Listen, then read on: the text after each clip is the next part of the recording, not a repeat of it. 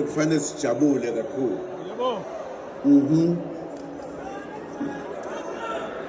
Oh indlela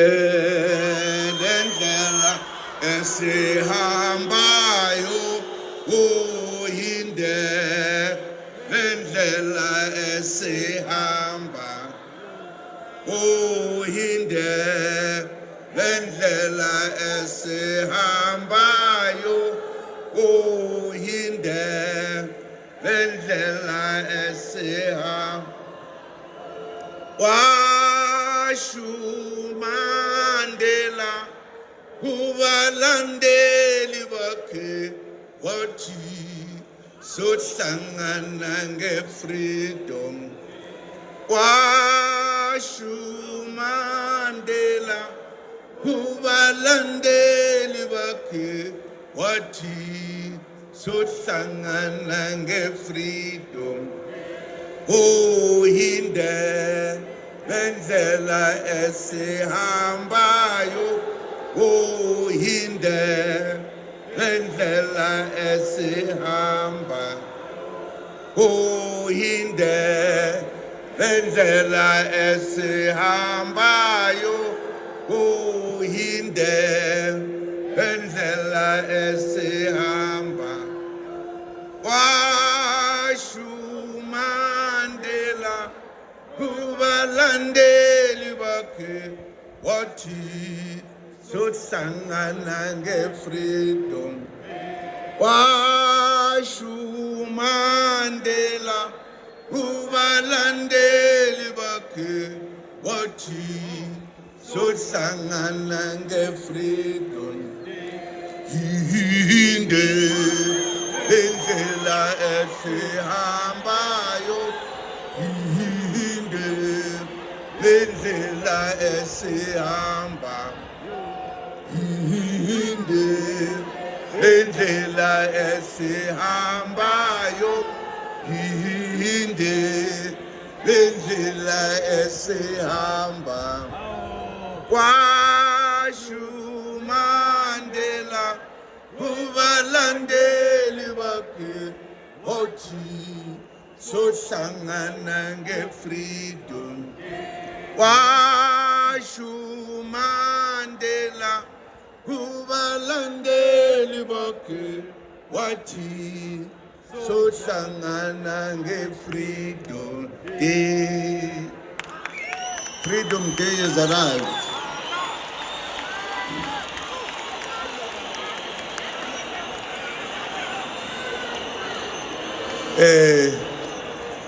My comrades, akwi-leadership kuzo zonke igaba sukela ku-national, abakuma-province, abakuma-regions, nama-sub-regions, nabaholi bama-branch uqobo. Nonke ngizela ngobuningi benu. Bonda bezitha, amakhosi akithi akhona la kanye nathi namhlanje. Kukhona namakhosi amakhulu okuyiwona aphethe amanye amakhosi. Ngiyanibingelela nonke bonda bezitha. Ngibingelele wonke amalungu umkhonto wesizwe akhona la aze ngeenkani. Ngiyanibingelela nonke ekhaya.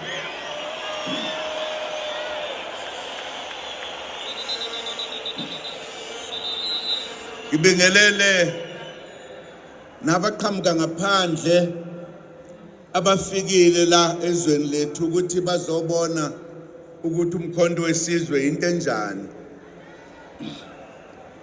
Ngibingelela abefundisi bethu esikanye nabo kulomkhankaso. Ngibingelele bonke abasekela umkhonto wesizwe. Ngibingelele nalabo ababitozayo bayafisa ukuba la kodwa kunzima. Nabo siyababingelela.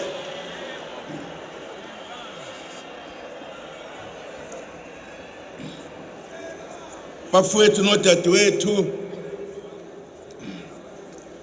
nabo bonke esikanye nabo namhlanje, niyokhumbula ukuthi insuku sezisondele insuku zokuvota kule nyanga ezayo elamanqamu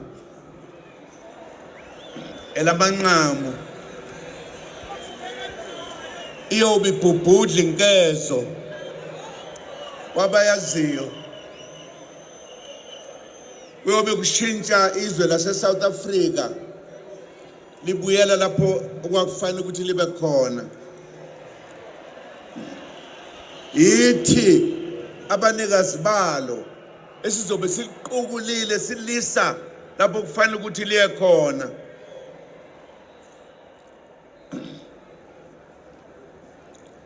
Ngikusho lokhu ngoba ngiyazi ukuthi ukusukela mhla ka-16 kuDisemba ngenkathi senza isimemezelo, kusukela ngalelo langa makuphela lo nyaka ophelileyo, izwe lase-South Africa lashintsha liyenye into namhlanje, aseyona lento laliyiyo. Imbono yethu sonke iyahlangana kulokhu njengabanikazi beSouth Africa. Ngikhuluma ngokuthi nababethi hayi lona umlilo wamaphepha nje, abazi isingisi babethi i-fake organization, babengazi ukuthi intukuthelo yethu isihambe yazi yafika kokhokho, yafika kubo bonke, yafika ngisho ey'ngilozini zezulu bonke bakanye nathi, bonke bakhuluma lokho esikukhulumayo. Kuhambe kwahamba ke kwafika isikhathi sokuthi sithi awuhlangana umhlathi owazanayo.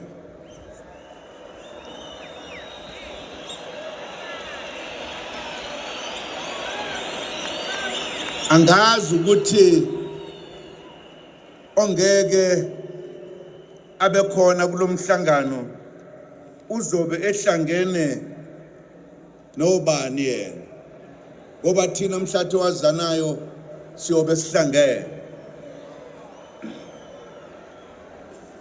Elamanqamu kule nyanga ezayo uyodela uMakhasana nowazi bona ingqubuzana.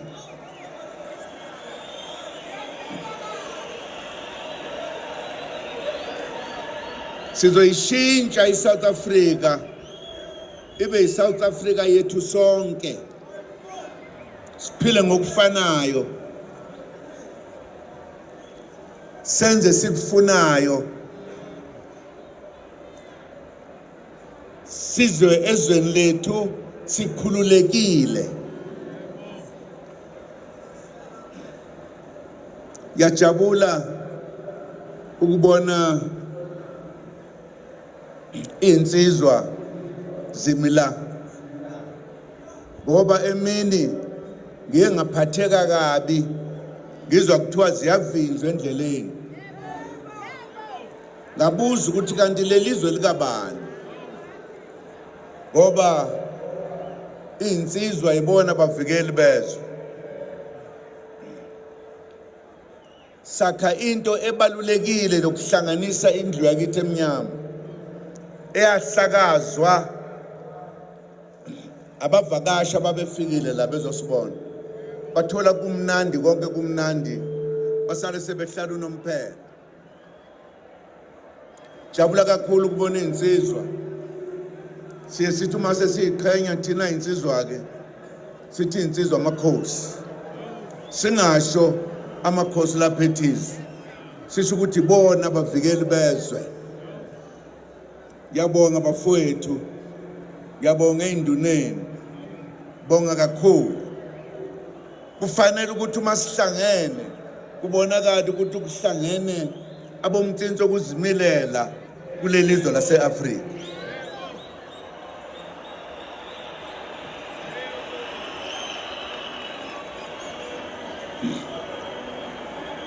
Ngiyofisa nje kancane ukuthi ngichaze ukuthi yini le ebangela ukuba size kule stadium sase-Orlando, ngoba abaningi baya kulama stadiums amakhulu kakhulu ukuthi kugcwale wonke umuntu lapho, kodwa uma usuthi uyabuka sekuphuma imiphumela ngisho lapha bebegcwalisile bawunamba ngemva hayi phambili. So kugcwalisa istadium ubonisa ukuthi abantu baningi, kanti abanye bazele ukuzoyijabulela nje, hayi ngoba bethi bazolukhuza. Nampo-ke sebeyangithinta njalo. Use-Orlando la isizathu esibangela ukuthi thina njengenhlangano umkhonto wesizwe ngeke sahamba siye kwezinye indawo, sizoza la e-Orlando ngezizathu ezibalulekile. Ngemva kwesikhathi eside silwela inkululeko singabantu abamnyama, kwahamba uhulumeni wobandlululo wabona ukuthi lo mbutho owakhiwa okhokho uyahlupha ngoba ufuna inkululeko, futhi lenhlangano le okwakuthiwa u-ANC yakhiwa amakhosi kanye nabefundisi nezifundiswa ezaze zikhona ngaleso sikhathi ezazisaqondile ngqo, ngoba kuhamba zaningi seyabanga mayihamba indlela, abanye bawele ngaphandle abanye bawele ngaphakathi. Lokho ke kwenza ukuthi uhulumeni wobandlululo uthi uma sivumela amakhosi lawa abathi bona base bewehlulile abe kulombutho, kuzokonakala kubona ngoba bazolibuyisa izwe labo, ngoba bona ilwela izwe labo. Base bethatha isinqumo sokuthi ayikhishwe emthethweni i-ANC, ingabe saba khona emthethweni.